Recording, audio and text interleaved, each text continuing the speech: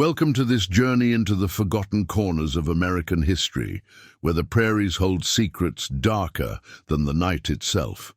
I'm your host, and tonight we descend into one of the most disturbing and unexplained cases ever documented in the heartland of post-Civil War America.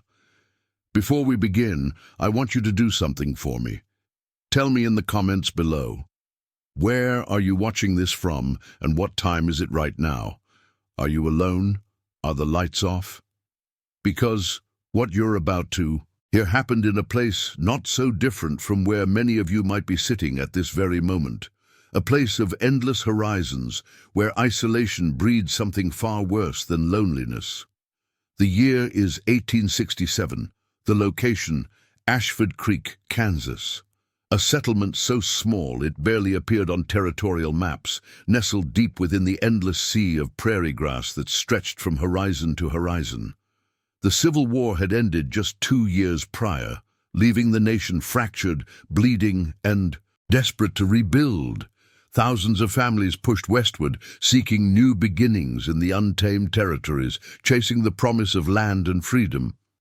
But some lands were never meant to be settled. The winter of 1867 came early to Kansas.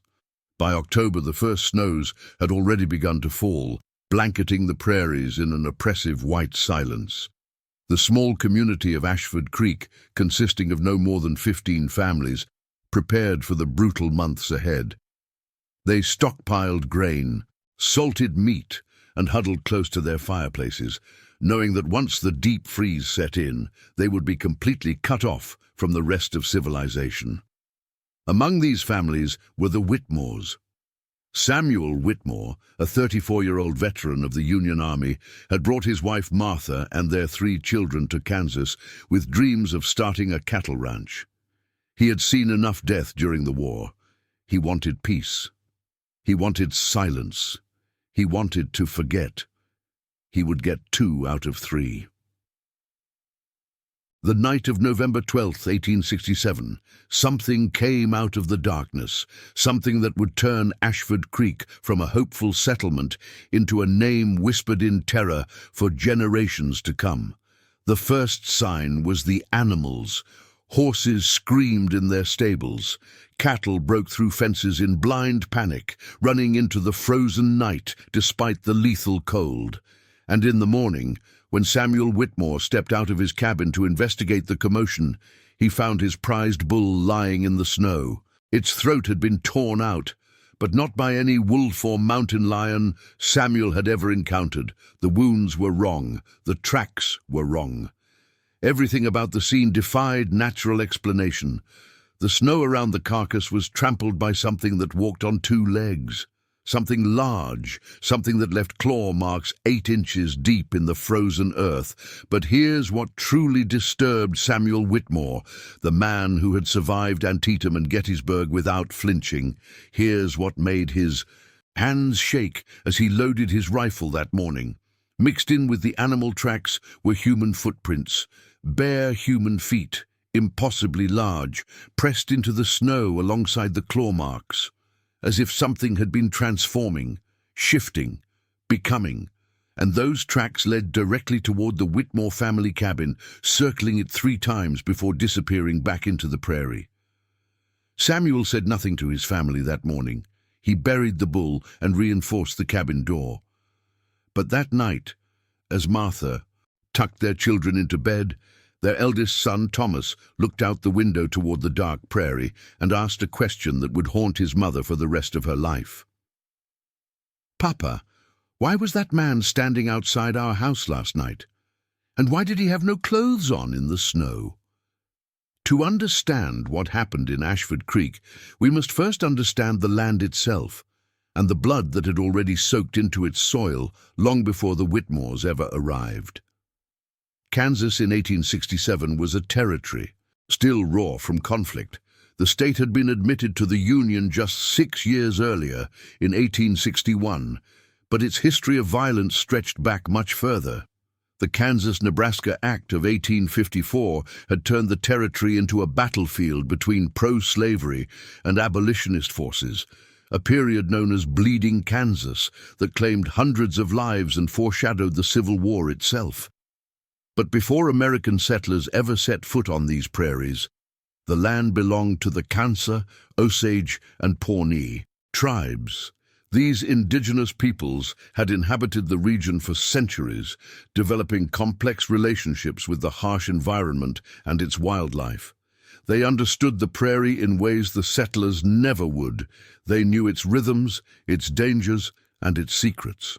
According to fragments of tribal oral histories collected decades later by ethnographer Dr. Helena Crane in 1923, the prairie surrounding what would become Ashford Creek was considered forbidden ground by the Kansa people.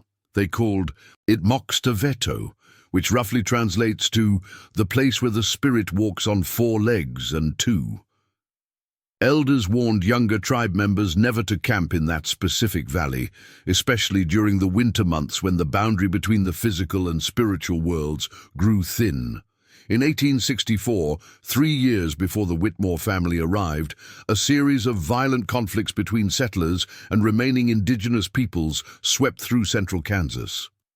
The Sand Creek Massacre in neighboring Colorado, that same year, sent shockwaves through all the Plains tribes. Retaliatory raids and counter-raids became commonplace. Entire families on both sides were wiped out.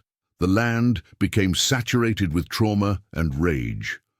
A letter discovered in the Kansas State Historical Society archives, dated March 1865 and written by a cavalry officer named Lieutenant James Hendricks, describes a particularly brutal encounter near the future site of Ashford Creek.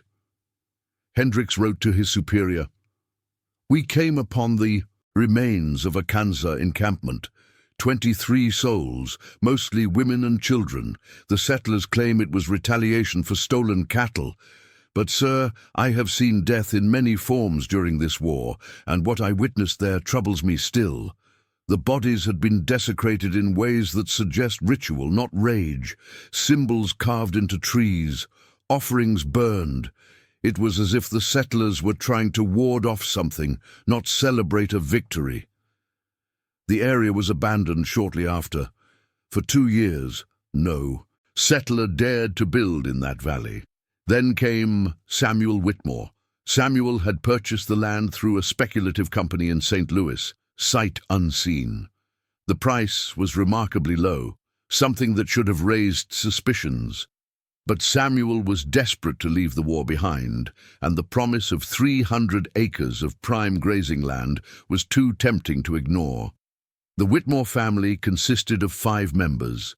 Samuel, the patriarch, was a tall, gaunt man with grey eyes that had seen too much death. His wife, Martha, was a former schoolteacher from Ohio, educated and practical, with a steel core that had kept the family together during Samuel's long absences during the war. Their 3 children were Thomas, aged 12, a quiet boy with his father's serious demeanor, Rebecca, aged 9, curious and headstrong, and little William, just 6 years old, who still had nightmares about the sound of distant cannons he'd heard as a toddler.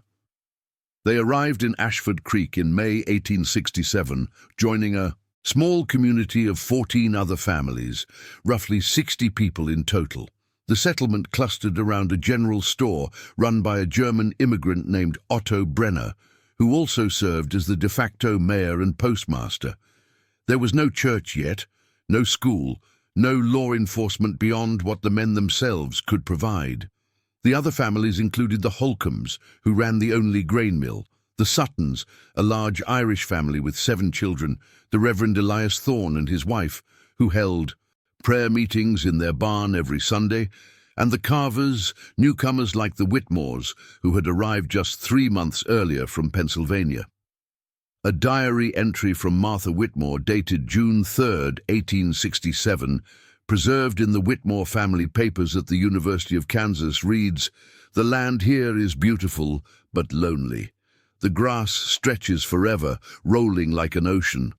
The children seem happy, especially Thomas, who has taken to riding the range with Samuel. But I confess a strange feeling persists. At night, the silence is so complete it feels oppressive, as if the earth itself is holding its breath.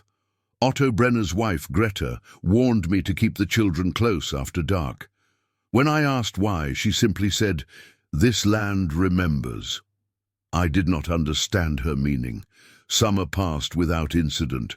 The Whitmores built their cabin, planted crops, and began establishing a small herd of cattle. Samuel seemed lighter, almost happy. The war was fading from his nightmares. Thomas was becoming a capable ranch hand. Rebecca helped her mother with the garden. Little William played in the tall grass, building forts and chasing grasshoppers. But Otto Brenner never smiled when he looked toward the Whitmore property. In a letter to his brother in St. Louis, dated August 1867, Otto wrote, "The new family, the Whitmores, they have built on the cursed ground. I tried to warn Samuel, but he dismissed it as superstition. He says he fought at Gettysburg and fears no ghost stories. But I have lived here for 5 years now, and I know better. The last family who tried to settle that exact spot lasted 1 winter. They left in the spring without a word, abandoning everything. Their cabin stood empty for a year before we burned it down. We found things inside, scratches on every wall, words carved into the floor, and in the cellar, bones that weren't quite human and weren't quite animal. Samuel Whitmore is a good man, but he has brought his family to the wrong place." As autumn arrived and the first cold winds began to sweep down from the north, the community prepared for winter. Extra wood was chopped, root cellars were stocked, animals were brought closer to the homesteads, and on the prairie something ancient stirred in its sleep, awakened by the presence of new blood on old hunting grounds. The first incident occurred on November 12, 1867, as previously mentioned. Samuel Whitmore's bull, a massive Hereford worth more than $50, was found mutilated in the snow. But this was merely the beginning. Over the next week, 3 more livestock killings occurred across Ashford Creek. The Sutton family lost 2 pigs. The Holcombs found their milk cow eviscerated in the pasture. And on November 18th, the Carver family's horse, a gentle mare named Bella that their children had raised from a foal, was discovered torn apart less than 30 yards from their cabin door. What made these attacks particularly disturbing was their pattern. Each killing happened during the night. Each occurred during a clear sky with a visible moon, and each scene showed the same impossible evidence, massive claw marks mixed with human-like footprints, as if the attacker had been shifting between forms as it hunted. The men of Ashford Creek gathered at Otto Brenner's store on November 19th to discuss the situation. The meeting was documented in Otto's ledger, where he kept notes of community decisions. His handwriting, normally precise and orderly, becomes increasingly agitated as the entry progresses. Samuel Whitmore insists it is a mountain lion or perhaps a pack of wolves driven down from the north by hunger. Elias Thorne believes it to be the devil's work, punishment for our sins. John Carver, whose horse was killed last night, claims he saw the creature from his window. He describes something that walked upright like a man, but was covered in dark fur and had a head like a wolf. His wife, Margaret, confirms the sighting. She says the thing looked directly at their window, and its eyes reflected the lamplight like an animal's, but with an intelligence that froze her blood. I did not tell them what Greta and I know about this land. They would not believe me. Or worse, they would. The community decided to set watches at night. Men would take turns patrolling the settlement, armed with rifles and lanterns. Samuel Whitmore, despite his property being the site of the first attack, volunteered for the first watch along with John Carver and a young farmer named David Sutton. Nothing happened that night, or the next. For 3 days, the attacks ceased, and some of the families began to relax, convincing themselves that whatever predator had been troubling them had moved on. Then came the night of November 23rd. Martha Whitmore's diary entry from that date is one of the most chilling documents preserved from the Ashford Creek incident. Written in a shaking hand with ink blots suggesting she had been crying as she wrote, it reads, "Thomas is missing. Dear God in heaven, Thomas is missing." Last night, Samuel was on watch in the settlement while I stayed home with the children. I put them all to bed by 8 o'clock. Thomas has been having trouble sleeping since the livestock killings began. He is too old to admit fear, but too young to hide it completely. Around midnight, I awoke to the sound of the front door opening. I assumed Samuel had returned early from his watch. I called out to him, but received no answer. When I rose to investigate, I found the door standing open, cold wind pouring into the cabin. Thomas's bed was empty. His boots were still by the door. His coat still hung on its peg. He had walked out into the November night in his bare feet and nightshirt. Martha immediately raised the alarm. Samuel and the other men abandoned their watchposts and began searching the prairie surrounding the Whitmore cabin. They searched through the night and into the next morning, calling Thomas's name until their voices went hoarse. What they found troubled them more than finding nothing at all. Thomas's footprints led away from the cabin in a straight line, heading northwest toward an area of broken terrain where the prairie gave way to rocky outcroppings and shallow ravines. The prints were bare feet, impossibly clear in the fresh snow. But here's what made no sense. Thomas's stride, as measured by Samuel, was far too long. The boy was 12 years old, average height for his age.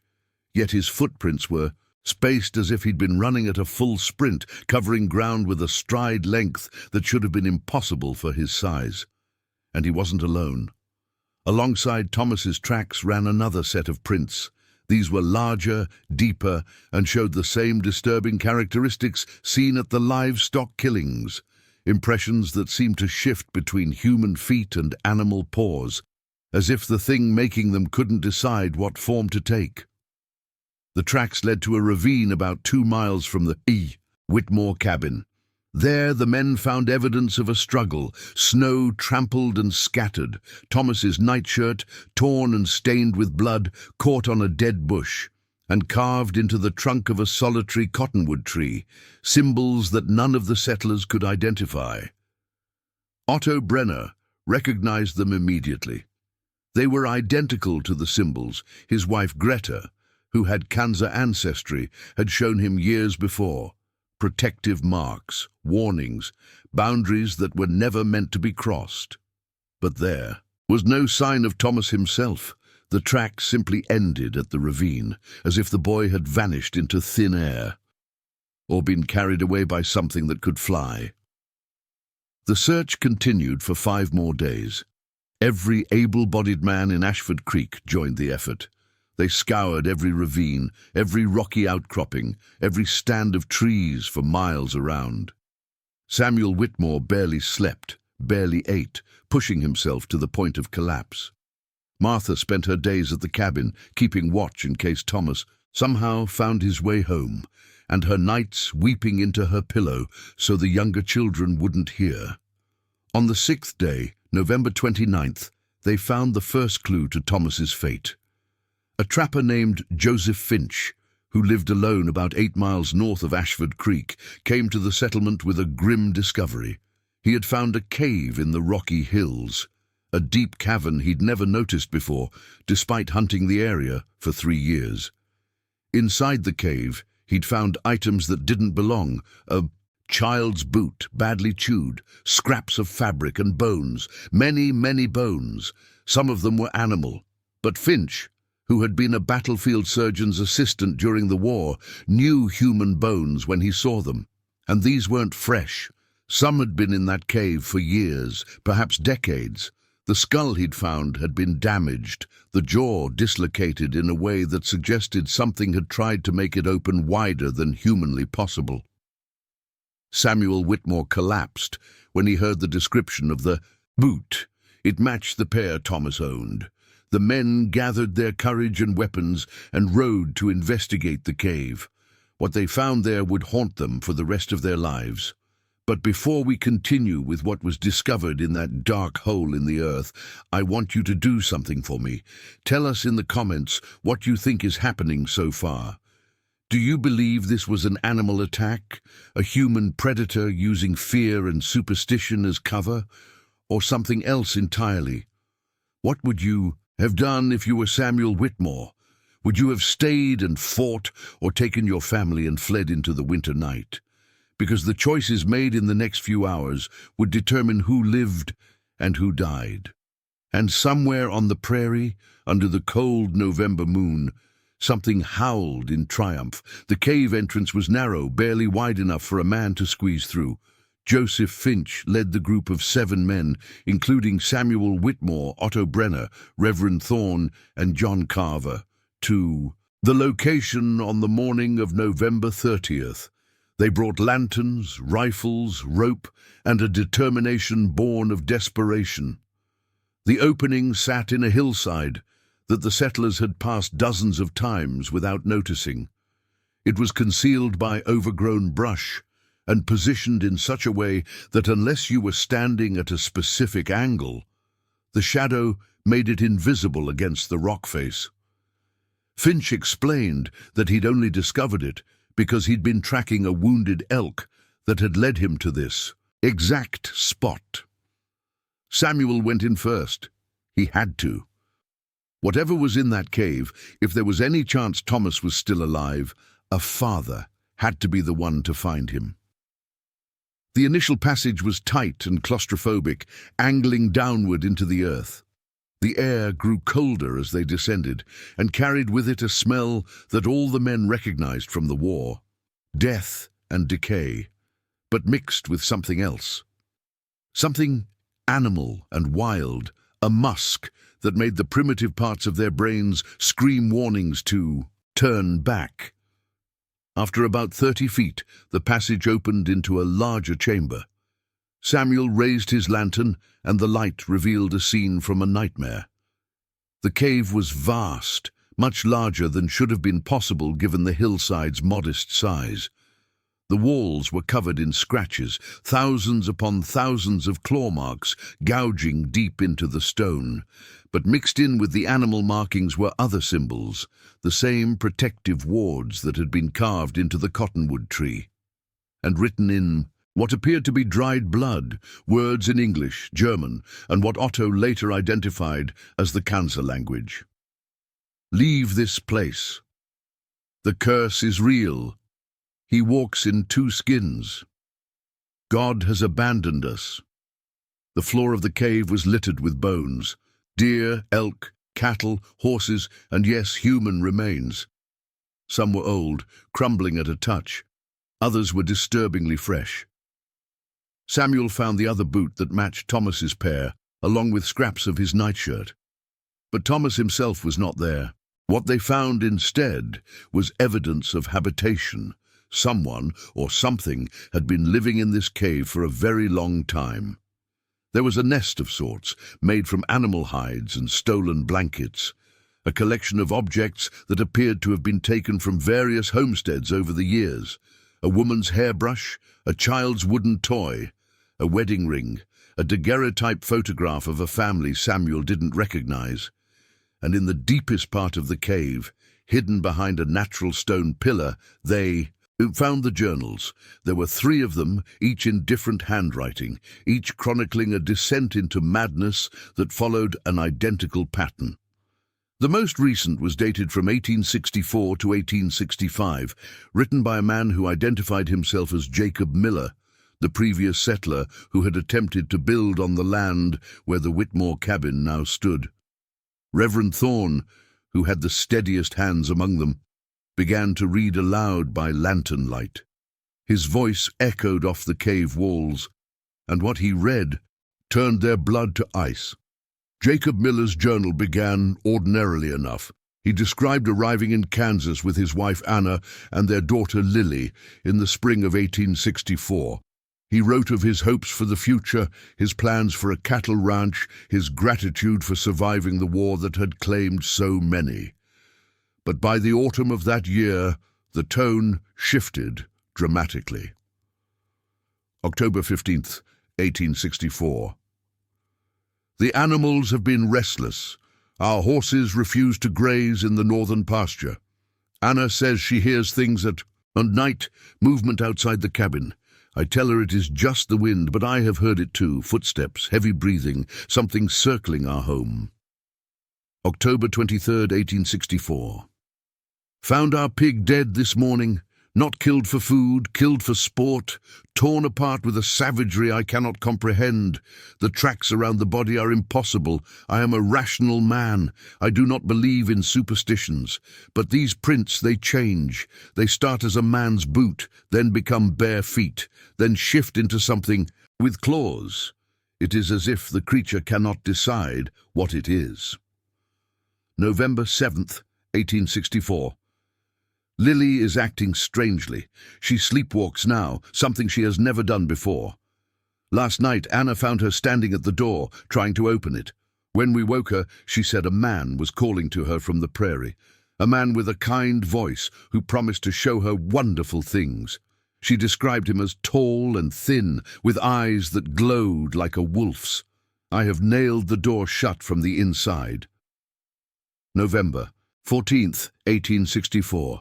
I saw it tonight. God help me, I saw the thing. I was standing watch when it emerged from the darkness. It walked on two legs like a man, but its proportions were all wrong. Too tall, arms too long. Its head, dear Lord, its head was that of a massive wolf, but with a human intelligence in its eyes. It did not attack. It simply stood at the edge of the lantern light and watched our cabin. When I raised my rifle, it smiled. I swear before God it smiled with human comprehension then, dropped to all fours and vanished into the night, moving faster than any natural creature. November 20th, 1864. Anna is gone. She went to the creek to fetch water and never returned. I found her scarf by the water's edge, torn and bloody. Tracks everywhere, the same shifting prints that have haunted us for weeks. But here is what breaks my mind. Among the monster's tracks were Anna's footprints, walking calmly alongside it. Not dragged, not struggling, walking voluntarily, hand in hand with the beast, if the impressions in the mud are to be believed. The journal entries became increasingly erratic after this point. Jacob Miller wrote of searching for his wife, of the other settlers helping him look, of finding nothing but more questions. He described the cave, having discovered it during his desperate search. He wrote of the bones, the symbols, the evidence of previous victims. And then, on December 3rd, 1864, the handwriting changed. It became wild, barely legible. The words carved so hard into the paper they tore through in places. I understand now. It is not a curse, it is a gift. The cancer knew. They understood what the white man in his arrogance could not comprehend. This land belongs to the old ways, the spirits that walked here before we came with our fences and our guns and our God. They demand tribute, they demand recognition, and they offer power in return. Anna understood. She went willingly. She transformed willingly. And now I understand why. The hunger is unbearable. The moon calls to me with a voice like silver bells. My bones ache to reshape themselves. My teeth feel loose in my jaw, eager to fall out and make way for new ones, sharper ones. I can smell the Holcomb family from here, 3 miles away. I can hear little Lily's heartbeat as she sleeps in the cabin. Such a sweet sound, such tender meat. Tonight, I will join Anna in the hunt. Tonight, I will become what I was always meant to be. And future settlers who are foolish enough to build on this cursed ground will face the same choice: flee, die, or transform. There is no fourth option. The prairie demands its due. The final entry was dated December 10th, 1864, and consisted of only one sentence, written in perfectly calm, controlled handwriting. They burned our cabin today while we watched from the hills, but they cannot burn the hunger from our souls. Reverend Thorne's voice faltered as he finished reading. The men stood in silence, processing what they had just heard. Samuel Whitmore's face had gone completely white. "This is madness," John Carver whispered. "The ravings of a lunatic. It cannot be true." But Otto Brenner shook his head slowly. "The Millers. I remember them. They arrived in '64 and were gone by spring of '65. We found their cabin abandoned with signs of violence. We assumed they had been killed by raiders or natives. We never found bodies. We never questioned why." Samuel's voice, when he finally spoke, was hollow. "Thomas, where is my son?" No one had an answer, but as they searched the rest of the cave, they found something that suggested Thomas might still be alive, though whether that was a blessing or a curse remained unclear. Hidden in a small alcove at the very back of the cave, they found recent evidence of human presence: a torn piece of fabric from Thomas's nightshirt, fresh boot prints in the dust, far too large to belong to a 12-year-old boy, and scratched into the cave wall with what appeared to be a fingernail or claw, a message in Thomas's distinctive handwriting: "Papa, I'm sorry. I can't fight it anymore. The voice won't stop. It promises to take away the pain from all the things I saw during the war, all the nightmares, all the fear. It says I can be strong. I can protect our family. I just have to let go and accept the gift. Please forgive me. Please don't let Mama and Rebecca and William stay here. Take them away, far away, before the next full moon, before I can't remember who I am anymore." The message was dated November 28th, 2 days after Thomas's disappearance. Samuel Whitmore fell to his knees and wept. The men decided to leave the cave and regroup. They needed to warn the other families, needed to decide on a course of action. But as they made their way back through the narrow passage toward daylight, they heard something that stopped them cold. Howling. Not one voice, but multiple voices, harmonizing in a way that was distinctly unnatural. Human throats producing sounds no human should be able to make. They emerged from the cave to find the sun setting, painting the prairie in shades of crimson and gold. And there, silhouetted against the dying light on the ridgeline above them, stood 3 figures. 2 were clearly not human, even from a distance. Massive wolves, but standing upright on their hind legs, easily 7 feet tall. Their fur was matted and dark, their eyes reflecting the last rays of sunlight with an eerie golden glow. But the 3rd figure was the one that broke Samuel Whitmore's heart. It was smaller than the others, not fully transformed. The body was caught between states, human and animal, a grotesque hybrid that should not exist. But the face, though distorted and beginning to elongate into a snout, was still recognizable. Thomas Whitmore stood on the ridge, naked and trembling, his skin rippling as if something was moving beneath it. His mouth opened, and what came out was his voice, but layered with a deep growl that resonated in the chests of the men below. "Papa! Run, please run. I can't hold it back much longer. The hunger, it's so strong. Run, take Mama and leave. Don't come back. Don't ever come back." Samuel raised his rifle, though whether to shoot or simply to have something to hold on to, none of the other men could say. "Thomas, fight it, son. Come back to us. We can fix this. We can help you." But even as the words left his mouth, Samuel knew they were lies. There was no fixing this. There was no help. His son was lost. The larger of the 2 wolves stepped forward, placing a clawed hand on Thomas's shoulder in an almost gentle gesture. When it spoke, its voice was female, cultured, educated, despite the growl that underlay every word. "He belongs to the pack now, Samuel Whitmore, as do all who settle on these lands. Your son made his choice.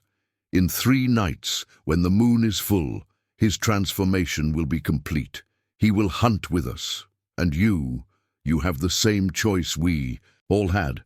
Join us, flee or die. Those are the only paths open to you now."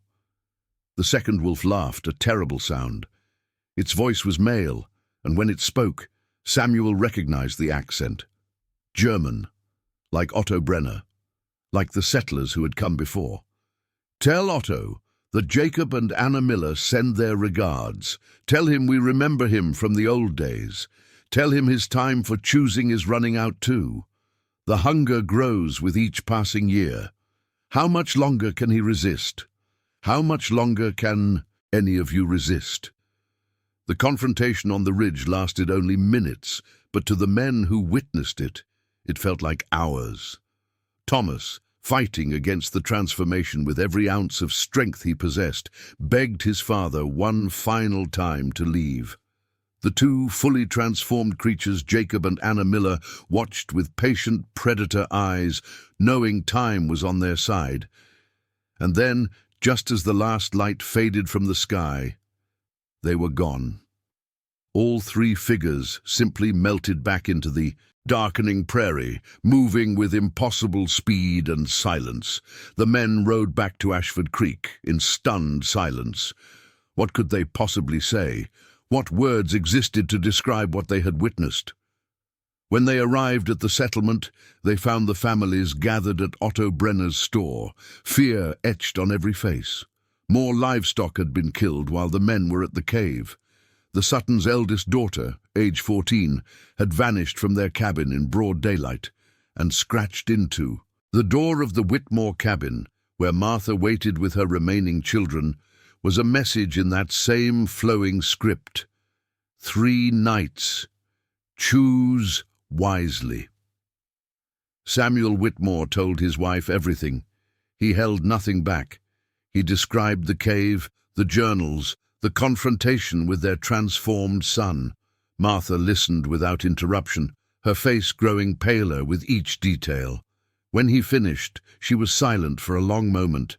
Then, in a voice of pure steel, she said, "We leave tomorrow at first light. We take Rebecca and William. We ride south and we never look back. Thomas is lost to us, but I will not lose my other children to this evil." Samuel agreed. Other families made the same decision.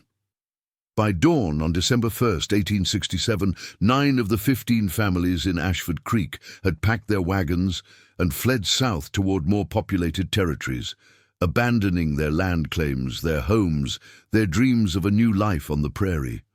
But 6 families stayed. Among them were Otto Brenner and his wife Greta, the Reverend Thorne, and the Carvers. Some stayed out of stubbornness, some stayed because they had nowhere else to go, and some stayed because, as Otto Brenner confided to the Reverend in a moment of weakness, they could already feel it beginning. The hunger, the call, the transformation. The full moon rose 3 nights later, on December 4th, 1867. What happened that night was documented only in fragments. Screams echoed across the prairie, gunshots rang out, then fell, silent. By morning, Ashford Creek was a graveyard. The Reverend Elias Thorne's body was found in his barn, torn to pieces. The Carver family had barricaded themselves in their cabin, but it had done no good. The door had been ripped from its hinges. Otto Brenner and his wife Greta were never found. Neither were their bodies nor any evidence of what had become of them. The few survivors who fled that night carried with them stories that would be dismissed as trauma-induced delusions. They spoke of wolves that walked like men, of neighbors they had known for years, transforming before their eyes, of a curse that could not be broken, only spread. And in the years that followed, other settlements attempted to build on the land around what had been Ashford Creek. Each one lasted less than a year before mysterious deaths and disappearances drove the settlers away. The land was eventually abandoned entirely, declared unsuitable for settlement by territorial authorities who never quite explained why. But the story didn't end there. In fact, in many ways, it was only beginning. The years passed. The prairie reclaimed what was once Ashford Creek. The cabins collapsed, their timbers rotting into the soil. The general store's foundation crumbled. Nature erased almost every trace of human habitation, as if the settlement had never existed at all. But stories have a way of surviving even when buildings do not. In 1952, an anthropology professor from the University of Kansas named Dr. Raymond Foster became interested in what he called folklore patterns of lycanthropy in the American frontier. His research led him to fragmentary accounts of Ashford Creek, mentioned briefly in territorial records from the 1860s and in the marginalia of various historical documents. Dr. Foster's field notes, preserved in the university's Special Collections Library, describe his visit to the site in October 1952. After considerable difficulty in locating the exact position of the former settlement, I arrived at what I believe to be the correct location. The Prairie has completely reclaimed the land. Only scattered foundation stones remain visible. However, I was struck by an unusual phenomenon. While the surrounding grasslands are teeming with wildlife, birds, deer, rabbits, this particular valley is eerily silent. In 3 hours of observation, I saw not a single animal. The silence is oppressive, unnatural. More disturbing still, my compass behaved erratically throughout my time here. Magnetic north seemed to shift by as much as 45 degrees depending on where I stood. My transistor radio, which had functioned perfectly during the drive here, produced only static and what I can only describe as growling sounds when I attempted to tune to any station. Dr. Foster spent 5 days camping near the site, conducting interviews with elderly residents in surrounding towns, searching for anyone who remembered the events of 1867 or had family connections to the original settlers. He found 3 individuals willing to speak on record. The first was Margaret Hayes, age 78, the granddaughter of one of the families that had fled Ashford Creek in December 1867. She had been told the story by her grandmother, who had been a young girl at the time. Grandmother never spoke of it unless she'd been drinking, Margaret told Dr. Foster. But when she did, always the same details. She said her family left in the middle of the night after her father saw their neighbor, a man he'd known for years, changing in the moonlight. She described bones breaking and reforming, skin splitting and growing fur. The screams, she said, were the worst part. The man was conscious throughout the transformation. He knew what was happening to him. He begged for death, but it wouldn't come. Grandmother also told me that before they fled, she saw a boy she'd played with. Thomas Whitmore was his name. She said he came to their wagon to say goodbye. He looked normal at first, but his eyes were wrong. They were yellow like a wolf's, and when he spoke, she could see his teeth were too sharp, too many. He told her, "Tell everyone we're still here. We'll always be here. This is our land now." The second witness was a man named Carl Brenner, age 65, who claimed to be the grandson of Otto Brenner, though Dr. Foster noted some inconsistencies in his story. "My grandfather Otto didn't die in Ashford Creek," Carl insisted. "That's what the records say, but it's a lie. He came back. He found my father, who'd been staying with relatives in St. Louis in 1868. My father was just a baby then. Otto came one night, tapped on the window, and when my great-aunt opened it, there he stood, but he wouldn't come inside.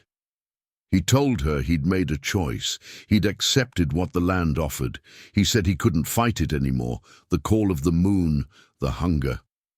But he wanted to see his son one last time before he lost the ability to care about such things. My great-aunt said he looked mostly human still, but his hands were wrong, claws instead of nails, fur growing on his arms, and his voice was layered like 2 people speaking at once. Otto left a letter for my father. I inherited it when Dad died in 1940. It's mostly illegible now, water-damaged and faded, but there's one passage I memorized. The curse is also a gift. The pain of the world fades. The memories of war and death and suffering, they become distant animal concerns. There is only the hunt, the pack, the moon. If you ever find yourself on the prairie plains of Kansas, stay away from the valley where Ashford Creek once stood. We are still there, my son, and we are always hungry." The third witness was the most compelling and the most troubling. She was a woman named Elizabeth Whitmore, age 41, who claimed direct descent from Samuel and Martha Whitmore. "My great-grandparents Samuel and Martha survived," she told Dr. Foster. "They fled to California with their two youngest children. They changed their name to Whitaker and never spoke of Kansas again, but the trauma haunted them. My grandmother Rebecca, Samuel's daughter, would wake screaming about her brother Thomas for her entire life. Before she died in 1948, Grandmother Rebecca gave me a package that had belonged to her mother Martha. Inside was a daguerreotype photograph, badly damaged. It shows a group of people, maybe 8 or 9 individuals, standing in front of what appears to be a general store. The image is dated 1870, 3 years after the Ashford Creek incident. Dr. Foster examined the photograph and included a description in his notes. The image is indeed dated 1870 and appears to show a settlement somewhere in the Western Territories. Most of the figures are blurred, as if they moved during the long exposure time required for photography of that era. But 3 figures in the background are disturbingly clear. They appear to be standing on a ridge overlooking the settlement. 2 are tall, unusually so, with proportions that seem subtly wrong, even in the grainy photograph. The 3rd figure is smaller, possibly adolescent. Miss Whitmore claims that her grandmother Rebecca identified the 3rd figure as her brother Thomas, photographed 3 years after his disappearance. On the reverse of the photograph, written in faded ink, are the words, "They followed us. They will always follow us. The curse spreads." Dr. Foster's research was never completed. His final field note, dated October 27, 1952, reads, "I spent last night at the Ashford Creek site, against the advice of locals. I wanted to experience the location during a full moon, to see if the atmospheric conditions might explain some of the reported phenomena. At approximately 2:08 a.m., I was awakened by sounds outside my tent. Footsteps, heavy breathing. I could see shadows moving in the moonlight, large forms circling my camp. I called out, asking who was there. The response was laughter, human laughter, but wrong somehow, layered, multiple voices speaking in unison. A voice addressed me by name. It said, 'Dr. Foster, you come seeking truth. We can give you truth. We can give you understanding. Join us, and all your questions will be answered.' I did not respond. I remained in my tent until dawn. When I emerged, I found tracks surrounding my camp. The same tracks described in the historical accounts. Prints that shift from human to animal, as if the creatures cannot decide what form to take. I am leaving this site immediately. I will not return. Some knowledge is not meant to be uncovered. Some doors, once opened, cannot be closed." Dr. Foster submitted his resignation to the university 2 weeks later and moved to Maine, where he lived in seclusion until his death in 1973. He never published his Ashford Creek research and reportedly burned most of his field notes shortly before he died. But fragments survived. Students who had assisted with his early research kept copies of documents. The witnesses he interviewed told their stories to others. And in 1978, a journalist named Patricia Vance attempted to follow up on Dr. Foster's work.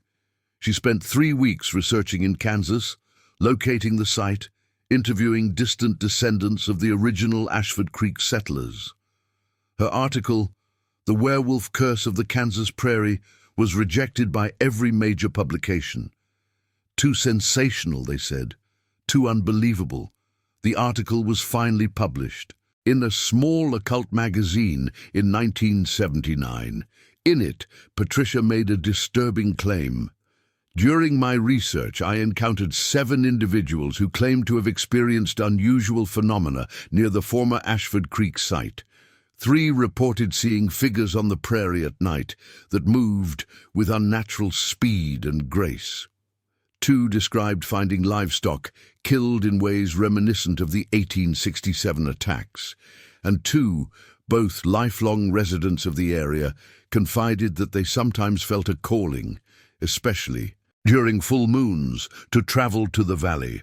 They described an almost irresistible urge to go there, to listen to voices that seemed to promise power, freedom from pain, a way to leave their human troubles behind. One man, who insisted on anonymity, told me he had been going to the valley once a month for 3 years. He said he could feel himself changing, slowly, gradually. His senses were sharper, his teeth felt loose, and the hunger was becoming harder to ignore. Patricia Vance disappeared. In January 1980, while conducting a follow-up investigation, her car was found abandoned near the Ashford Creek site. Her camera and notes were missing.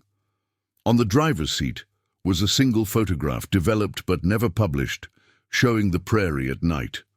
And in the distance, caught by the camera's flash, glowing eyes, dozens of them, watching from the darkness. The local sheriff's investigation concluded that she had likely gotten lost in the prairie and succumbed to exposure. Her body was never found, but those who knew her insisted Patricia Vance was an experienced outdoorswoman who would never have wandered into dangerous terrain unprepared. And in the years since, on quiet nights when the moon is full, some locals claim they can still hear howling coming from that valley where Ashford Creek once stood. Howling that sounds almost, but not quite, human. So, what really happened in Ashford Creek, Kansas, in the winter of 1867? What transformed Thomas Whitmore and the others? Was it truly a supernatural curse, as the stories claim? Or is there a more rational explanation hidden beneath layers of fear and folklore? Let me present you with the theories that have emerged over the years, each compelling in its own way, each leaving as many questions as answers. Theory 1. Mass hysteria and trauma. Some historians argue that Ashford Creek was a case of collective delusion born from the trauma of the Civil War and the harsh isolation of frontier life. Samuel Whitmore and many of the settlers were war veterans, men who had witnessed unspeakable horrors at places like Gettysburg and Antietam. The psychological scars of such experiences, combined with the brutal loneliness of prairie life, could have created a perfect storm for shared psychosis. In this interpretation, Thomas Whitmore didn't transform into a werewolf. He ran away, perhaps driven by his own war-related trauma, the nightmares he mentioned in his final message. The livestock killings were the work of ordinary predators, wolves or mountain lions, their attacks misinterpreted by frightened, isolated people desperate to make sense of their fears. The journals, the testimonies, the photographs, all could be fabrications or misinterpretations. People see what they expect to see, especially when they're afraid. But this theory doesn't explain the consistency of the reports across different time periods. Dr. Foster's experiences in 1952, Patricia Vance's disappearance in 1980, the ongoing claims of strange phenomena that continue to this day. Mass hysteria doesn't typically span generations with such precise detail. Theory 2. A human predator. Perhaps the most disturbing rational explanation is that a serial killer, or multiple killers, used the isolated nature of the prairie and the superstitions of the indigenous peoples to create a mythology that would terrify and confuse their victims. Jacob Miller, the previous settler, may have been such a predator. His journal could have been a calculated attempt to create fear, to establish a supernatural explanation for very human evil. The transformations witnesses described might have been costumes, animal pelts worn to enhance the terror. Thomas Whitmore may have been kidnapped, manipulated or killed by these predators who then used his disappearance to further their psychological warfare against the settlement. This theory accounts for the intelligence behind the attacks, the deliberate psychological torment, the way victims seem to be chosen and hunted with purpose rather than random animal violence. But it doesn't explain the tracks, the shifting footprints that forensic evidence suggests were genuine, not staged. It doesn't explain how predators could have maintained such a campaign across more than a century without ever being caught or identified. Theory 3. Something beyond our understanding. And then there is the possibility that some things in this world cannot be explained by science or reason, that the indigenous peoples who called that land Moxtaveto, the place where the spirit walks on 4 legs and 2, knew something that Western rationalism refuses to accept. Perhaps the prairie itself harbors something ancient, a force or entity that predates human civilization, that has its own rules, its own hunger, its own methods of perpetuation. The trauma of massacres and violence on that land may have awakened or strengthened it, giving it power to corrupt those who dare to settle there. In this interpretation, Thomas Whitmore and the others truly did transform. The curse is real, and it waits still in that valley, patient and eternal, for the next family desperate or foolish enough to build their home on cursed ground. The evidence for this theory is entirely experiential, entirely anecdotal, but it is also the most consistent with every account we have. Sometimes the simplest explanation, however impossible it may seem, is the truth. To this day, no one knows for certain what happened in Ashford Creek.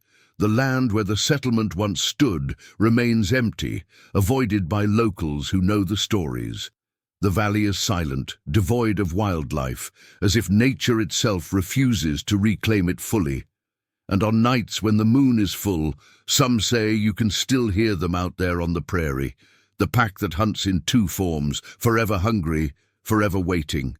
Some say that if you listen carefully, you can hear voices calling your name, promising power, promising freedom from pain, promising transformation. But those who listen too closely sometimes never come back. The Whitmore family survived, at least Samuel, Martha, and their 2 youngest children. They fled to California, changed their name, tried to forget.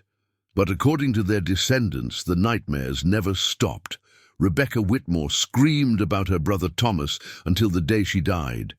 And some family members claim that even now, generations later, they feel a calling, a pull toward the Kansas prairie, and dumb urge that grows stronger with each full moon.